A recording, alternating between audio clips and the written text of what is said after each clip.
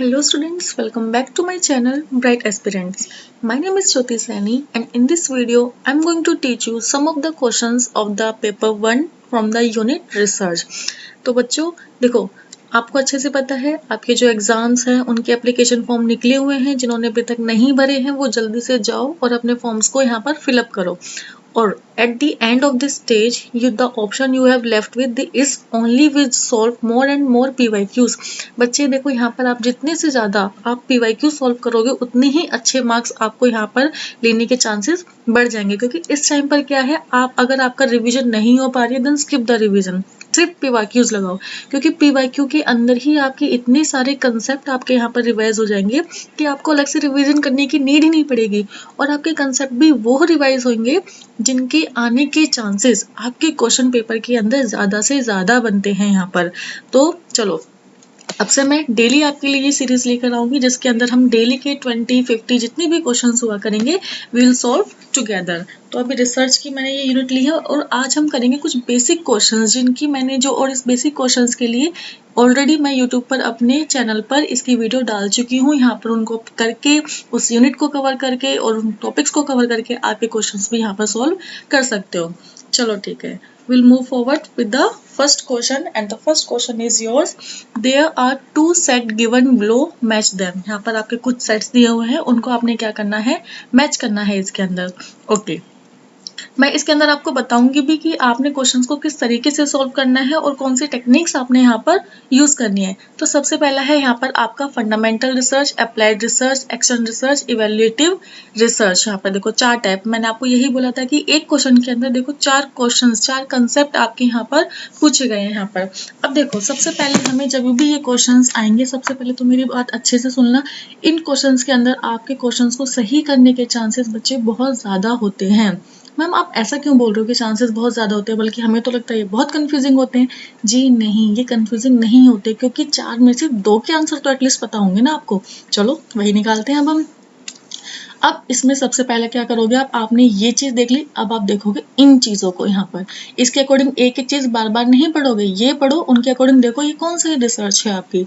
Finding out the extent of perceived impact of intervention. चलो भाई ma'am ये हमें यहाँ पर समझ में नहीं आ रहा है क्या है। चलो ठीक है, नेक्स्ट पर चलते हैं हम। Developing an effective explanation through theory building. अब देखो जो वर्ड आया है यहाँ पर, कौन सा वर्ड है आपका, थ्योरी बिल्डिंग। ये थ्योरी बिल्डिंग क्या बोल रहा है भाई आपका? थ्योरी बिल्डिंग किस में आता है? आप यहाँ पर रिसर्च बना रहे हो तो यहाँ पर क्या कर रहे हो, थ्योरी को बिल्ड कर रहे हो। तो थ्योरी बिल्ड क्या हुआ आपका, फंडामेंटल रिसर्च हुआ आपका।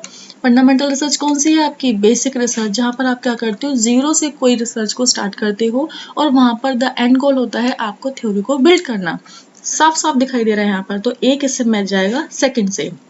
चलो अब नेक्स्ट आप क्या करोगे, यहाँ पर ए का सेकंड से मैच करो। भाई ए का सेकंड कहाँ जा रहा है आपका, मैम एक तो आपको फर्स्ट में दिखाई दे रहा है, हमें एक सेकंड में दिखाई दे रहा है। इसका मतलब क्या हुआ, सेकंड एंड थर्ड ऑप्शन आपका बिल्कुल खत्म यहाँ पर। चलो अब यहाँ पर ये बी ऑप्शन में क्या बोल रहा है, या तो फोर्थ होगा या आपका थर्ड होगा। अब देखो यही चीज आपने करनी है, थर्ड या फोर्थ में से देखना है आपका बी के लिए। बाकी आपने फर्स्ट तो यहाँ पर दी एंड का मतलब फर्स्ट यहाँ पर नहीं है, बी का या तो थर्ड है या आपका फोर्थ है। चलो थर्ड देखते क्या बोलता है, improving an existing situation through use of intervention. Fourth, exploring the possibility of a theory for use in various situation। Use in various situation. बच्चे आपने जो थ्योरी बनाई वो आपने बनाई फंडामेंटल के अंदर। अब जो बनी हुई थ्योरी है उसको हम यूज ही तो करेंगे। यूज करने का मतलब क्या है, उसको हम अप्लाई करेंगे अलग अलग सिचुएशंस में। तो ये क्या हुआ आपका, बी डायरेक्टली गया आपका यहाँ पर फोर्थ के पास। तो यानी कि बी गया यहाँ पर फोर्थ के पास आपका। ये जो बी है आपका ये है यहाँ पर फोर्थ। चलो सी क्या बोल रहा है यहाँ पर थर्ड। चलो एक बार देख लेते हैं सी का भी थर्ड। सी क्या बोल रहा है, action research, improving an existing situation through use of intervention. देखो ये वर्ड है यहाँ पर इम्प्रूविंग। मैंने आपको ना एक्शन रिसर्च में एक वर्ड बताया था आपको, एम्यूलेट। इसका मतलब क्या होता है, यहाँ पर किसी चीज को एनहांस करना, किसी चीज को इम्प्रूव करना यहाँ पर। तो एक्शन रिसर्च के अंदर ये आया आपका। आप क्या कर रहे हो, जो आपकी एग्जिस्टिंग सिचुएशन है उनके अंदर इंटरवेंशंस का यूज कर कर हम क्या करेंगे, उस सिचुएशन को इम्प्रूव करेंगे। वो क्या है, आप एक्शन ले रहे हो यहाँ पर किसी चीज के लिए। तो सीखा आपका थर्ड से मैच हुआ। नेक्स्ट आता है आपका इवेल्युएटिव रिसर्च। इवेल्युएटिव रिसर्च क्या जाएगा अब आपका, finding out the extent of perceive effect of intervention. अब देखो, यहाँ से भी देखो, परसीव्ड इम्पैक्ट ऑफ इंटरवेंशन, यानी कि एक्शन रिसर्च के अंदर जो आपने सिचुएशंस को इम्प्रूव करने के लिए जो इंटरवेंशंस का यूज किया है, now you will evaluate that कि कितना उस इम्पैक्ट का फायदा हुआ है, कितना इम्पैक्ट उसका हुआ है, कितना इंप्रूवमेंट यहाँ पर मिली है आपको। देखो, एक ही कंसेप्ट के अंदर आपकी 4 चीजें रिवाइज हुई है। फंडामेंटल रिसर्च के अंदर आप क्या करते हो, थ्योरी बिल्डिंग करते हो। अप्लाइड रिसर्च के अंदर जो थ्योरी आपने फंडामेंटल रिसर्च के अंदर बनाई है उसको हम क्या कर रहे हैं, यहाँ पर अप्लाई कर रहे हैं। एक्शन के अंदर हम किसी चीज को एमुलरेट यानी कि इम्प्रूव करने की कोशिश यहाँ पर करते हैं। And the last one is evaluative research. इसके अंदर जो आपने एक्शन रिसर्च के अंदर चीजों को इम्प्रूव किया है, करने की कोशिश की है, उसका आप यहाँ पर क्या देखते हो, इम्पैक्ट देखते हो उस इंटरवेंशन का। तो यहाँ पर जो करेक्ट आंसर होगा वो क्या होगा, आपका answer number first, that is your A. Okay. Now the second thing is which of the sets of activities best indicate the cyclic nature of action research strategy. अब देखो, मैंने इसको बेटा बता बता कर मैं थक चुकी हूँ। एनडीए का फेवरेट टॉपिक है आपके रिसर्च के अंदर में से आपकी एक्शन रिसर्च, ठीक है। एक्शन रिसर्च के अंदर इसकी फुल फॉर्म है, क्योंकि ये क्या होती है, आपकी साइक्लिक नेचर की होती है, यानी कि PAOR हमेशा। और मैंने बोला ये क्वेश्चन आया नहीं है, आता रहा है, आता रहेगा, ये क्वेश्चन आपका आएगा ही आएगा। तो that is your plan, act, observe, reflect. कहाँ पर दिख रहा है मुझे जल्दी से कमेंट सेक्शन में बताओ कि ये वाला ऑप्शन यहाँ पर क्या सही होगा, प्लान, एक्ट, ऑब्जर्व, रिफ्लेक्ट आपका। Next is your which of the following sequence of research step is nearer to scientific method. अब मेरी बात एक, हमें यहाँ पर मकसद हमारा ज़्यादा से ज़्यादा क्वेश्चन सोल्व करने का नहीं रहेगा। हमारा मकसद है यहाँ पर चाहे थोड़ा क्वेश्चन सोल्व करें, लेकिन हम कंसेप्ट की क्लियरिटी यहाँ पर बिल्कुल लेकर चलेंगे। अब जो भी पढ़ोगे ना, आपके वो दिमाग में सेट होना चाहिए बिल्कुल भी। अब ध्यान से सुनना, साइंटिफिक मेथड यानी कि आपकी चीज़ें यहाँ पर बिल्डअप हो चुकी हैं। बिल्डअप हो चुकी है, इसका मतलब कौन सा होगा, ये डिडक्टिव नेचर की स्टडी है आपकी।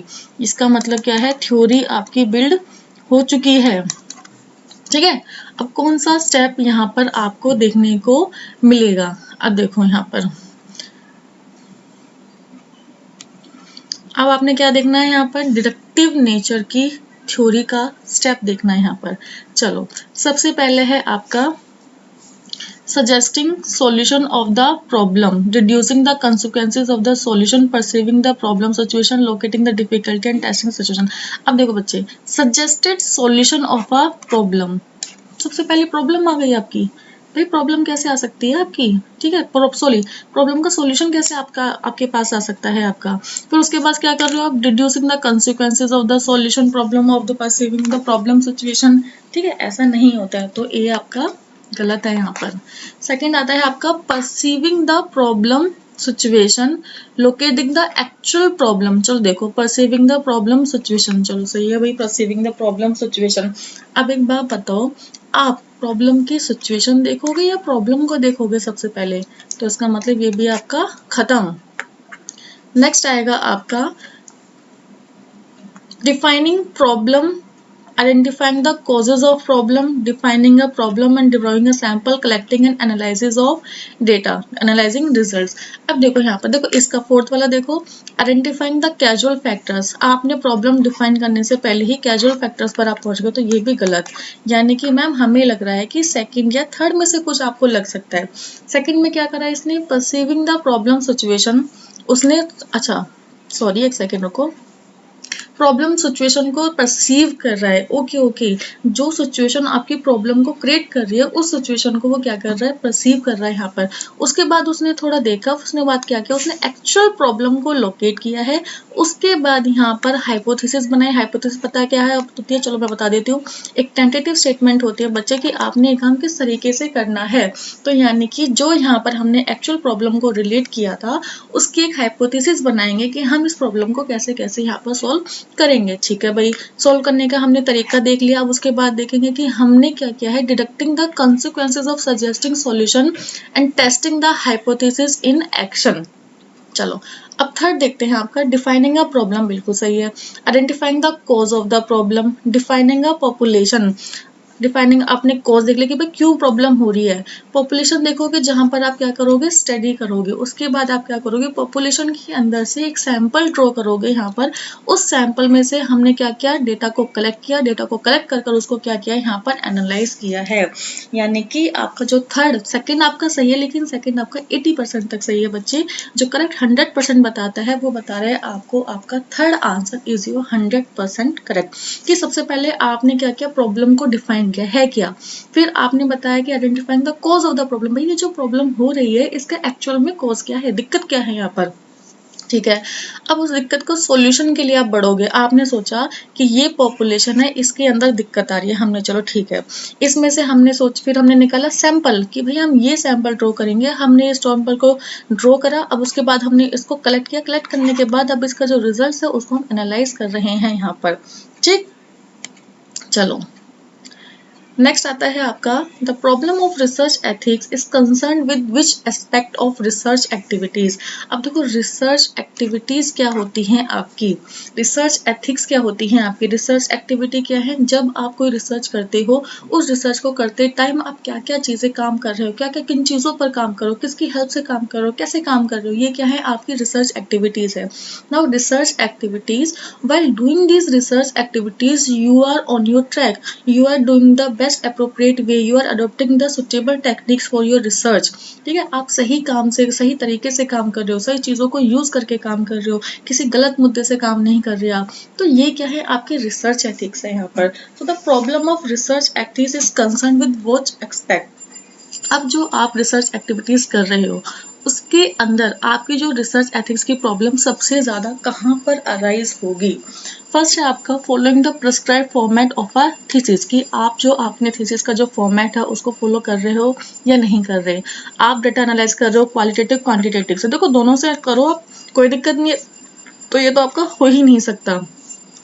Defining the population of a research, आप पॉपुलेशन रिसर्च के लिए पॉपुलेशन डिफाइन कर दो कि कहाँ से हमें किस जगह से पॉपुलेशन की स्टडी करनी है, कहाँ से सैंपल लेना है, कहाँ से सैंपल को कलेक्ट करना है, कोई दिक्कत नहीं है इसके अंदर भी। आप है आपका एविडेंस बेस्ड रिसर्च रिपोर्टिंग, भाई आप जो रिपोर्ट कर रहे हो जिस बंदे को, उस बंदे को एविडेंस के साथ रिपोर्ट कर रहे हो या नहीं कर रहे। बात क्या है, रिपोर्ट क्या कर रहे हो आप, हमें नहीं पता यहाँ पर, उसके लिए कोई एविडेंस है या नहीं है हमें नहीं पता, है भी तो how can be sure about that, हो सकता है बायसनेस हो वहाँ पर। तो सबसे ज़्यादा जो आपके फ्रॉड के चांसेस होंगे वो आपके यहाँ पर रिपोर्टिंग के टाइम पर होंगे, कि आपने बनाई तो सब कुछ सही से रिसर्च, लेकिन आप उसको रिपोर्ट करते टाइम पर अगर कुछ धोखाधड़ी करते हो, कुछ अनएथिकल काम को अडॉप्ट करते हो, तो ये क्या होगा, आपका कंसर्न होगा आपकी रिसर्च एक्टिविटीज के साथ, जहाँ पर आपकी रिसर्च एथिक्स के साथ क्या है, एक प्रॉब्लम है। तो यहाँ पर सबसे ज़्यादा आपका क्रिटिकल फेस होता है आपका। चलो भाई, which of the following activities potential for nurturing critical and critical thinking is relatively greater। अब बच्चे एक चीज देखो, creative and critical thinking. Creative thinking क्या होती है, जब आप किसी काम को करते टाइम उस काम को करने के कितने तरीके आप ढूंढते हो यहाँ पर। ठीक है, कि एक काम को हम कितने तरीकों से किया जा सकता है। एंड क्रिटिकल थिंकिंग क्या होता है, आप उस एक काम को जो क्रिएटिव तरीके से कर रहे हो उसको और कितनी गहराई में जाकर और कितने एनालिसिस के साथ आप उस काम को कर रहे हो, that is your critical thinking. ये क्या होती है आपकी इन डेप्थ में आपकी स्टडी, आपकी माइंड भी वर्क कर रहा है, आपकी मोटर स्किल्स भी काम कर रही है यहाँ पर। तो ये क्या है आपकी क्रिटिकल थिंकिंग के पार्ट है यहाँ पर।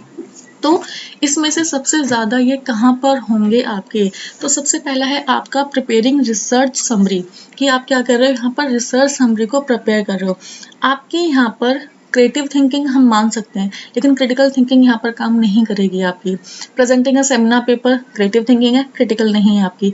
पार्टिसिपेशन रिसर्च कॉन्फ्रेंस, देखो पार्टिसिपेट कर रहे हो, आपकी ना तो यहाँ पर क्रिटिकल है ना यहाँ पर क्रिएटिव है। लेकिन पार्टिसिपेशन वर्कशॉप, अब देखो वर्कशॉप का मैं आपको बता दूं क्या होता है, जहाँ पर आप ड्रिल प्रैक्टिस करते हो, यानी कि आपको किसी चीज के ऊपर काम मिला होता है, उस काम को वहां पर आप सीखते हो, वहां पर करके भी देखते हो आप। तो इसका मतलब क्या हो रहा है, आप किसी काम को हैंड ऑन प्रैक्टिस, आप क्रिटिकली काम कर रहे हो, आप क्रिएटिव तरीके से काम कर रहे हो, क्योंकि आप उस काम को खुद से कर रहे हो, यहाँ प्रैक्टिकली चीजें हो रही है। और जब आप किसी काम को खुद से करते हो, प्रैक्टिकली करते हो, यहाँ पर सारा चीज किया जा रहा है, आपका एक तरीके से थ्योरेटिकल वर्क जा रहा है, लेकिन यहाँ पर जाएगा आपका प्रैक्टिकल वर्क। और प्रैक्टिकल वर्क को करते टाइम आपकी क्रिएटिव और क्रिटिकल थिंकिंग दोनों ही सबसे अबव लेवल पर होती हैं। ठीक है, चलो भाई, which of the following research strives focus on emulating the prevailing situation. ये वर्ड मैंने फर्स्ट क्वेश्चन में पहली बार आपको वहीं पर क्रिएट कर दिया है कि ये एमुलेट को जो फोकस होता है वो कौन सी रिसर्च के अंदर होता है। अगर आपने बच्चे मेरी रिसर्च को यहाँ पर मेरे इस टॉपिक को ध्यान से सुन रहे हो स्टार्टिंग की वीडियो में, then you are definitely be going to answer this question. तो इसका आंसर आप कमेंट में मुझे बताओगे, मैं यहाँ पर इसका आंसर आपको नहीं बताने वाली हूँ बिल्कुल भी। चलो, next is your researcher attempts to evaluate the effect of method of feeding on anxiety proneness of children, which method research would be appropriate for this. अब देखो यहाँ पर जो रिसर्चर क्या कर रहा है आपका इवेल्युएट, क्या कर रहा है इवेल्युएट किसको, effect of method of feeding on anxiety proneness of children, कि जो आपके कुछ चिल्ड्रन हैं एंजाइटी से जो कर रहे हैं उसने उनके ऊपर जो काम किया था उसका क्या इफेक्ट हुआ है आपका, उसको इवेल्युएट कर रहा है आपका रिसर्चर। तो यहाँ पर किस मेथड को यूज किया जाएगा आपका, देखो इसके अंदर देखना, ये इसका मतलब क्या है, उनके ऊपर हमने वर्क किया था, ठीक है, उस जो वर्क किया था उसका क्या इफेक्ट हुआ है, क्या इम्पैक्ट उस पर पड़ा है उसको, यानी कि हम किस पर जा रहे हैं, पास्ट में जा रहे हैं।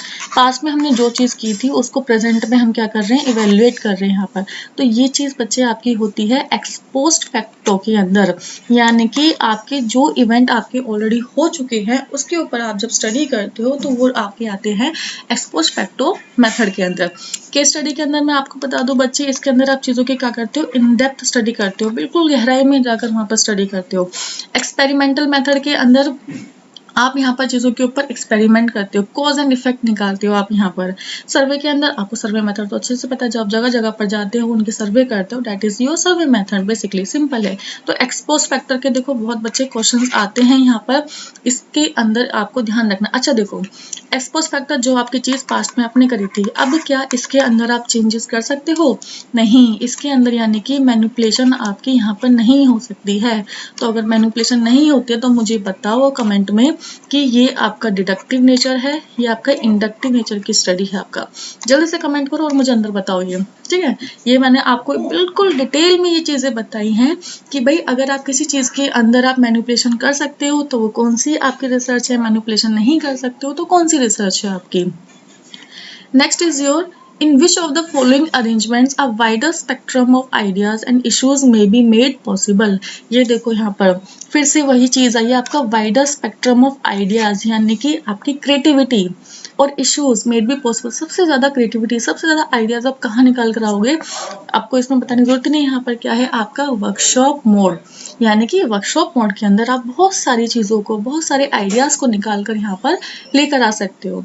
Next is your, in finalizing a thesis writing format, which of the following would part of supplementary pages। अब देखो बच्चे, आप क्या कर रहे हो, थीसिस को राइट कर रहे हो, थीसिस के राइटिंग फॉर्मेट आप लेकर आ रहे हो यहाँ पर, इसके अंदर सप्लीमेंट्री पेजेस आपके कौन से होंगे। अरे सिंपल सी बात है, तो list of tables and figures वहाँ पर आप बताते हो ना कि क्या काम मुझे करना है थीसिस को लिखते टाइम, क्या क्या मुझे यूज करना है यहाँ पर, ये क्या है आपका list of tables and figures आपका, simple. Next, which of the following is susceptible to the issue of research ethics. देखो अब यहाँ पर सस्पेक्टेबल यानी कि रिसर्च एथिक्स, क्या गड़बड़ी है, ठीक है, दया कुछ तो गड़बड़ है, क्या गड़बड़ है, कहाँ गड़बड़ हो सकती है वो आपकी, मैंने आपको बोला था वही क्वेश्चन है सेम, बस इसका क्या कर दिया है, फॉर्मेट यहाँ पर चेंज कर दिया गया है बच्चे। क्वेश्चंस मैं आपको बताती हूँ बच्चे, पीवाईक्यू का मतलब भी क्या होता है, क्वेश्चंस वही आए हैं आपके, वो दूसरे साल के क्वेश्चन है, ये उससे अगले साल वाले क्वेश्चन है, देखो क्वेश्चन वही था, सिर्फ क्या कर दिया है, फॉर्मेट चेंज कर दिया है आपका। तो सस्पेक्टेबल यहाँ पर भी क्या होगा आपका, भाई टेक्निक गलत यूज कर रहे हो आप तो ऑब्वियस सी बात है ये तो आपका अनएथिकल हुआ, फॉल्टी करो ये भी गलत है, सो चॉइस ऑफ सैम्पलिंग टेक्निक्स आपकी अच्छी नहीं है, ये भी आपका गलत हुआ यहाँ पर। रिपोर्टिंग, सबसे ज्यादा दिक्कत जो आती है वो कहाँ पर आती है, आपकी रिपोर्टिंग के टाइम पर आती है आपकी, क्लियर, कोई दिक्कत नहीं है यहाँ पर, चलो ठीक है आगे बढ़ते हैं। The principal of a school conducts an interview session for teachers and students with a view to explore and possibility of the enhanced participation in school program. The interview may be related to which type of the research। इसके अंदर क्या किया है भाई, principal ने एक interview session create किया है, किसका, टीचर एंड स्टूडेंट्स का, किसके लिए, explore the possibility of the enhance participation. Enhance का मतलब क्या होगा यहाँ पर, इम्प्रूव, इम्प्रूव कहाँ पर आएगा, कौन सी रिसर्च के अंदर, मैम एक्शन रिसर्च के अंदर। एनटीए को प्यार है इस टॉपिक से आपका, एनटीए इस टॉपिक को चाहकर भी नहीं छोड़ सकता, ठीक है। सिंपल। अब ये applied research, evaluative research, fundamental research मैं आपको फर्स्ट क्वेश्चन के अंदर एक्सप्लेन कर चुकी हूँ क्या होते हैं, कैसे होते हैं। दोबारा से I don't think I need to explain it again. चलो we move to next question. अरे ये सारे पीवाईक्यू लाई हूँ, मैं खुद से नहीं बनाकर लाई हूँ, ये सारे आपके पीवाईक्यूज है, जैसे थे आपके मैं उठाकर ले आई हूँ ही नहीं। अब देख लो क्वेश्चन रिपीट है आपका, मैंने तो बोला ही हुआ है आपका, जल्दी से इसका आंसर कमेंट बॉक्स में डाल दो आप, जल्दी से जल्दी, ठीक है। चलो, which sequence of research step is logical in the list given below। फिर से देखो रिसर्च का स्टेप, एक्शन रिसर्च आपकी, एक्सपोस्पेक्टिव रिसर्च आपकी, ये कुछ ऐसे टॉपिक्स है जो आपके आने ही आने हैं पेपर के अंदर, तो मेक श्योर इन टॉपिक्स को आप यहाँ पर लीव नहीं करोगे यहाँ पर। तो पहला हुआ दिया हुआ है आपको which sequence of research step is logical in the list of given below. तो सबसे पहले आपने क्या करना है, स्टार्टिंग निकालो कि you will be the one who will going to research. तो खुद से ही यहाँ पर सोचो कि आप सबसे पहले कौन सा काम करोगे। चलो पहला दिया हुआ है आपको प्रॉब्लम फॉर्मुलेशन। चलो भाई प्रॉब्लम फॉर्मुलेशन तो ठीक है, प्रॉब्लम को हमें सबसे पहले ढूंढना है यहाँ पर, ठीक है, ये मान लेंगे, इसको हम यहाँ पर रख सकते हैं। सेकंड आपको दिया हुआ है यहाँ पर डेवलपमेंट ऑफ रिसर्च डिजाइन। अब बच्चे मुझे एक चीज बताओ, प्रॉब्लम को ढूंढे बिना क्या आप रिसर्च डिजाइन बना सकते हो यहाँ पर? You can't, you will not be able to do that. तो सबसे पहले तो प्रॉब्लम ढूंढोगे ना, रिसर्च डिजाइन कैसे बना दोगे आप? तो सेकंड तो किसी भी फॉर्म में आपका हो ही नहीं सकता, ठीक है। यहाँ पर भी प्रॉब्लम फॉर्मुलेशन, चलो भाई देखते हैं। अब है आपका एनालिसिस। भाई जब तक डेटा को कलेक्ट नहीं किया तो एनालिसिस किसका कर रहे हो आप? किस चीज का एनालाइज कर रहे हो यहाँ पर? कर ही नहीं सकते, खत्म, बिल्कुल खत्म, टाटा बाय बाय। फर्स्ट बचा आपका थर्ड एंड फोर्थ। अब देखो आपने क्या किया, प्रॉब्लम फॉर्मुलेशन, फिर उसके लिए क्या बनाया, हाइपोथेसिस। चलो भाई हाइपोथेसिस बना सकते हैं, कोई दिक्कत नहीं है। Development of a research design, research design बना लिया। फिर आपने क्या किया, डेटा को कलेक्ट किया, एनालाइज किया, जनरलाइज कर दिया। चलो भाई ठीक है ये तो। चलो फोर्थ भी देख लेते हैं, क्या पता ये भी सही हो। Deciding about the sample and data collection tool formulation. अब देखो ये दया पकड़ लो इस चीज को। ये कह रहा है पहले हम क्या करेंगे, सैंपल बनाएंगे, ठीक है, डेटा को हमने कलेक्ट कर लिया, लेकिन हम हाइपोथेसिस पहले बना रहे हैं।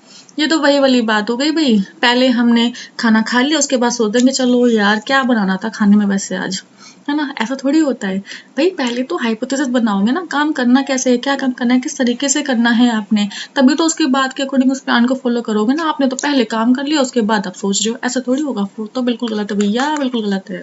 तो correct answer is your third. चलो ये क्वेश्चन मुझे बड़े जबरदस्त लगते हैं भाई, ऐसे वाले क्वेश्चन बड़े तरीके से निकलते हैं ये। चलो देखो पहला है इसमें experimental, expose factor, descriptive, historical. चलो इधर आ जाते हैं आपके using primary and secondary sources. भाई प्राइमरी भी और सेकेंडरी भी किसके अंदर लोगे आप? हिस्ट्री क्या है आपकी, जो पहले हो चुकी है आपकी, उसके अंदर प्राइमरी सोर्स को भी लोगे आप, सेकेंडरी सोर्स को भी लेते हो आप। तो डी कहाँ पर गया आपका भाई, फर्स्ट के अंदर। डी को फर्स्ट से मिलाओ भाई, आपका फोर्थ जा रहा है, सेकंड जा रहा है, आपका फर्स्ट खत्म, सॉरी आपका थर्ड खत्म यहाँ पर। चलो ठीक है भाई। अब देखो डिस्क्रिप्टिव सर्वे, डिस्क्रिप्टिव का मतलब होता है आपका एज इट एज, जो चीज जैसे है उसके अंदर कोई भी हमने चेंजेस नहीं करना है, उसको उठाकर चीजों को वैसे ही रख देना है। तो यहाँ पर कैसे हुए आपके, ये आएंगे क्वेश्चंस। क्वेश्चंस जैसे हैं वैसे ही उठाओ, जाओ पूछो, आंसर लो, लेके आ जाओ, ठीक है, कोई दिक्कत नहीं है, कुछ नहीं करना, कुछ नहीं सोचना है इसके अंदर। तो ये जाएगा सी का गया सेकंड। भाई सी का गया सेकंड, तो यहाँ पर ये सी का सेकंड, इसका मतलब मैम ये खत्म। चलो देख लेते हैं भाई, फिर भी देख लेते हैं। सी का देखो देखो आपने सी का तो यहाँ पर क्या दिया हुआ है नॉर्मली, बी का तो थर्ड यहाँ पर दिया, फोर्थ, बी का आंसर तो क्या है, फोर्थ है। Expose factor, typical characteristics, typical है भैया, जो चीज हो चुकी है उसको तो बस छेड़ो ही मत। वो ये ना कि भैया एक्स है, एक्स की बात मत करो, बहुत टिपिकल था मैम, बहुत टिपिकल था, छोड़ो ही मत इसे, तो छोड़ देते हैं भाई। बी का फोर्थ खत्म। एक्सपेरिमेंटल मेथड आपका स्टैंडर्ड टेस्ट होता है भाई। स्टैंडर्ड टेस्ट कैसे है आपका, क्योंकि एक्सपेरिमेंटल के अंदर आपने पहले चीजें बनाई हुई है, क्या काम करना है, कैसे करना है, कॉज एंड इफेक्ट है आपके, तो आंसर क्या जाएगा इसका, second one is your final answer here. Next is your the issue of research ethics may be considered pertinent at which stage। अरे यार मैं तो बता बता कर थक गई हूँ आपको यहाँ पर, ठीक है। रिसर्च एथिक्स पर्टिनेंट कहाँ पर, प्रॉब्लम फॉर्मुलेशन में जी नहीं, रिसर्च में, पॉपुलेशन में नहीं, कलेक्शन में नहीं, रिपोर्टिंग में। हाँ जी, बिल्कुल रिपोर्टिंग में। ये बात दिमाग में ठस जानी चाहिए, बिल्कुल भी निकलनी नहीं चाहिए। सबसे ज्यादा इशू होता है आपको रिपोर्टिंग के टाइम पर। चलो, next is your in qualitative research paradigm which of the following feature may be considered critical. ठीक है, यहाँ पर रिसर्च पैराडिग्म के अंदर कौन से फीचर्स आपके सबसे ज्यादा क्रिटिकल होते हैं। अब देखो, इसमें इसका मतलब आएगा या तो आपका इंडक्टिव के अंदर या आपका डिडक्टिव के अंदर। अब बेटा मुझे एक बात सोचना है यहाँ पर। अब क्वेश्चन को मैं क्वेश्चन में पूछ क्या रहा है, हाई इसका आंसर क्या होगा, क्या है इसके, तो हमें कुछ ये ऑप्शन भी समझ नहीं आ रहे, करना क्या चाहता है, पूछना क्या चाहता है। कुछ नहीं पूछना चाहता। एक बात तो ये देख लो, ये लिखी हुई है आपकी क्वालिटेटिव। क्वालिटेटिव रिसर्च कौन सी है आपकी? इंडक्टिव। ठीक है, इंडक्टिव रिसर्च को क्या बोला जाता है? आपका जो नीचे से ऊपर आती है, ऊपर से नीचे जाती है बच्चे, ये जाएगी आपकी बॉटम से अप, यानी कि नीचे से ऊपर। आंसर क्या हो गया? Bottom up. वो साफ साफ बता रहा है कि बहन जी क्वालिटेटिव मैं हूँ, बॉटम अप क्या है? इंडक्टिव। खत्म, टाटा बाय बाय। ये सारे बता रखे मैंने, इंडक्टिव कैसे ढूंढना है, डिडक्टिव कैसे ढूंढना है, बॉटम अप कौन सी है, क्वालिटेटिव कौन सी है, पॉजिटिव, पोस्ट पॉजिटिव, हर एक चीज इनको कर लिया ना, खत्म है सब कुछ। रिसर्च आपकी 70% रिसर्च खत्म हो जाती है आपकी यहाँ पर। ठीक है, चलो next is your which of the following list of statements identifies set which has negative implications of research ethics। negative implication बतानी है आपने research ethics में। a researcher critically looks at the finding of another research। अब देखो इसको यहीं पर बताऊंगी क्या बोलते हैं आपके। जब कोई रिसर्चर रिसर्च करता है, उसके जो अपने उसके सिमिलर जैसे जो रिसर्च की हुई है लोगों ने, उसको वो एग्जामाइन करता है, फाइंड करता है, देखता है, तो इसको बोला जाता है बच्चे लिटरेचर रिव्यू। ठीक है, याद रखना इसको, लिटरेचर रिव्यू। ये तो आपका मोस्ट इंपोर्टेंट पार्ट है भाई। ये कैसे हो सकता है? नेगेटिव तो है ही नहीं, फर्स्ट को हटा दो, फर्स्ट ऑप्शन तो हो ही नहीं सकता। मैम आपका हमारा यहाँ पर ए गया, यहाँ पर हमारा डी गया। चलो भाई, इसका मतलब सेकंड तो आएगा ही आएगा, फोर्थ तो आएगा ही आएगा। आप देख लो, सेकंड और फोर्थ तो आपका आना है। सेकंड क्या बोलता है? Related studies are cited without proper references. देखो विदाउट प्रॉपर, आपने स्टडी करी है, कोई रेफरेंसेस ही नहीं है भाई, ये तो नेगेटिव है ना, बिल्कुल नेगेटिव है आपका ये तो। ठीक है, फोर्थ क्या बोल रहा है आपका? Conduct of practitioner is claimed in terms of reported research evidence. यहाँ पर क्या होता है? यहाँ पर जो आपका कंडक्ट ऑफ प्रैक्टिशनर आया है आपका, वो क्या करता है? Screen in terms of reported search evidence. अरे आपने जो रिपोर्ट, जो एविडेंस को यहाँ पर रिपोर्ट किया है, उसके बेस पर उसको बनाया जा रहा है। अब रिपोर्ट तो कोई गलत भी कर सकता है ना, आप उसके बेस पर कैसे प्रैक्टिशनर को जज कर सकते हो? यहाँ पर गलत है ये चीज तो आपकी। अब बचा है आपको या तो थर्ड या फिर सिक्स। थर्ड क्या बोलता है आपका? Research findings are made on the basis for policy making. ठीक है, on the basis of policy making. चलो भाई, सिक्स क्या बोलता है? Both policy making are policy implementing process are regulated in terms of preliminary studies. गलत है आपका ये, तो आपका आंसर जाएगा आपका ये सी, सेकंड, फोर्थ, थर्ड आपका।